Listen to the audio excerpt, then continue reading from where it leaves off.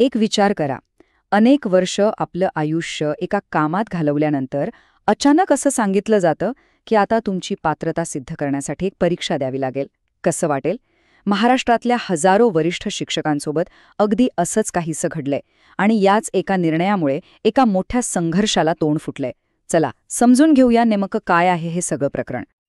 तर हा संघर्ष आहे त्या शिक्षकांचा, ज्यांनी कित्येक दशक शाळांमध्ये ज्ञानदानाचं काम केलं. पण अचानक त्यांच्या अनुभवावरच एक प्रकारे प्रश्नचिन्ह उभं राहिलं. कारण होतं, सरकारने त्यांच्यासाठी शिक्षक पात्रता परीक्षा म्हणजे टेट अनिवार्य केली.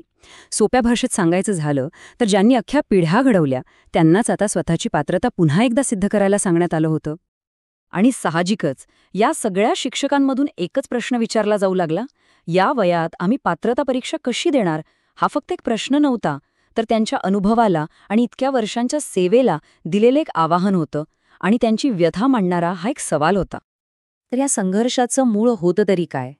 आणि ही एक साधी परीक्षा हजारो शिक्षकांसाठी एवढी मोठी डोकेबुकी का बनली? चला तेच आता समजून घेऊया. अनेक शिक्षकांसाठी ही अट म्हणजे त्यांच्या इतक्या वर्षांच्या अनुभवावर आणि कामावर अविश्वास दाखवण्यासारखंच होतं. आणि त्यामुळेच राज्यभरातल्या शिक्षक संघटनांनी या निर्णयाविरोधात आवाज उठवायला सुरुवात केली. आता पुढे काय झालं? जेव्हा शिक्षकांच्या मागण्यांकडे सुरुवातीला दुर्लक्ष झालं, तेव्हा हा संघर्ष आणखी तीव्र झाला. म्हणजे आता फक्त चर्चा नाही, तर थेट रस्त्यावर उतरण्याचा इशारा देण्यात आला. आणि ती तारीख ठरली होती 4 ऑक्टोबर. शिक्षक संघटनांनी अगदी स्पष्ट इशारा दिला होता की जर सरकारने ही अट मागे घेतली नाही तर संपूर्ण राज्यातले शिक्षक रस्त्यावर उतरतील. याचा अर्थ सरळ होता, शाळा बंद आणि संपूर्ण शिक्षण व्यवस्था ठप्प होण्याची शक्यता निर्माण झाली होती. यावर एक उपाय म्हणून शिक्षक संघटनांनी एक खूप हुशारीचा मार्ग सुचवला. तो होता तामिळनाडू फॉर्म्युला. आता हा फॉर्म्युला काय आहे? तर काही वर्षांपूर्वी तामिळनाडूमध्येही अगदी असाच पेच निर्माण झाला होता आणि तेव्हा तिथल्या सरकारने स्वतः न्यायालयात जाऊन शिक्षकांच्या बाजूने भूमिका घेतली होती. आता महाराष्ट्रानेही तोच मार्ग स्वीकारावा अशी मागणी जोर धरू लागली. आंदोलनाचा इशारा आणि वाढता दबाव याचा परिणाम झाला. सरकारने एक पाऊल पुढे टाकलं आणि चर्चेची तयारी दाखवली. आणि याच चर्चेतून या संपूर्ण प्रकरणाला एक नवी सकारात्मक कलटणी मिळाली. आणि यात एक महत्त्वाची भूमिका बजावली शिक्षण राज्यमंत्री डॉक्टर पंकज राजेश भोयर यांनी. त्यांनी परिस्थितीचं गांभीर्य ओळखलं आणि थेट शिक्षक संघटनांच्या प्रतिनिधींना नागपूरला चर्चेसाठी बोलावलं. खरं तर ही बैठक या संपूर्ण संघर्षातला एक टर्निंग पॉइंट ठरली. तर मग सगळ्यांचं लक्ष लागलेल्या या महत्त्वाच्या बैठकीत नेमकं ठरलं तरी काय? शासनानं नेमकी कोणती भूमिका घेतली? बैठकीनंतर एक चांगली बातमी समोर आली. शिक्षक नेते विजय कोंबे यांनी जाहीर केलं की सरकारने सकारात्मक भूमिका घेतलीय. या एका घोषणेने हजारो शिक्षकांना मोठा दिलासा मिळाला आणि इतक्या दिवसांपासूनचा संघर्ष यशस्वी होताना दिसू लागला. पण मग ही सकारात्मक भूमिका म्हणजे नेमकं काय? तर सरकारने 2 मोठी आश्वासनं दिली. पहिलं म्हणजे हा विषय थेट मुख्यमंत्र्यांसमोर मांडला जाईल. आणि दुसरं, जे सगळ्यात महत्त्वाचं होतं, की सरकार स्वतः सर्वोच्च न्यायालयात या निर्णयावर पुनर्विचार याचिका दाखल करेल. याचा सरळ अर्थ असा होता की सरकार आता शिक्षकांच्या बाजूने लढणार होतं.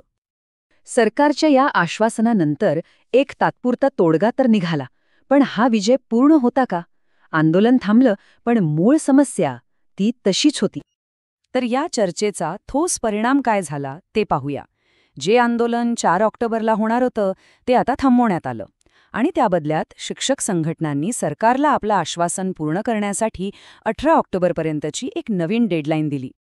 संघटनांनी सरकारच्या शब्दावर विश्वास ठेवला आणि आंदोलन स्थगित केलं. रद्द नाही हे लक्षात घेण्यासारखं आहे. याचाच अर्थ, जर सरकारने 18 ऑक्टोबरपर्यंत दिलेलं वचन पाळलं नाही तर हा संघर्ष पुन्हा उभा राहू शकतो. त्यामुळे आता सगळ्यांच्या नजरा सरकारच्या पुढच्या पावलाकडे लागल्या आहेत. तर या तात्पुरत्या शांततेनंतर आता पुढे काय? सरकार दिलेलं वचन पाळणार का? आणि शिक्षकांना खरंच कायमचा दिलासा मिळणार का? आजची परिस्थिती अशी आहे की आंदोलनाची तलवार म्यान झाली असली तरी टीएटीची अट कागदोपत्री अजूनही कायम आहे.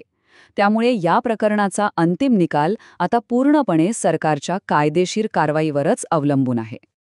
तर पुढचे काही दिवस कसे असणार आहेत ते या टाईमलाईनमधून स्पष्ट होतं. 4 ऑक्टोबरचं आंदोलन टळलं आहे. आता सगळ्यांना अपेक्षा आहे की ऑक्टोबरच्या मध्यात सरकार न्यायालयात आपलं वचन पूर्ण करेल.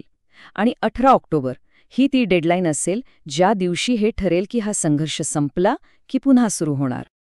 सरकारच्या आश्वासनामुळे शिक्षकांना तात्पुरता का होईना पण दिलासा मिळालाय हे नक्की आहे. पण खरा आणि अंतिम प्रश्न तोच आहे की सरकार ही कायदेशीर लढाई जिंकून हजारो शिक्षकांना त्यांच्या अनुभवाचा सन्मान मिळवून देऊ शकेल का? कारण याच एका प्रश्नाच्या उत्तरावर महाराष्ट्राच्या शिक्षण क्षेत्राचं भवितव्य ठरणार आहे.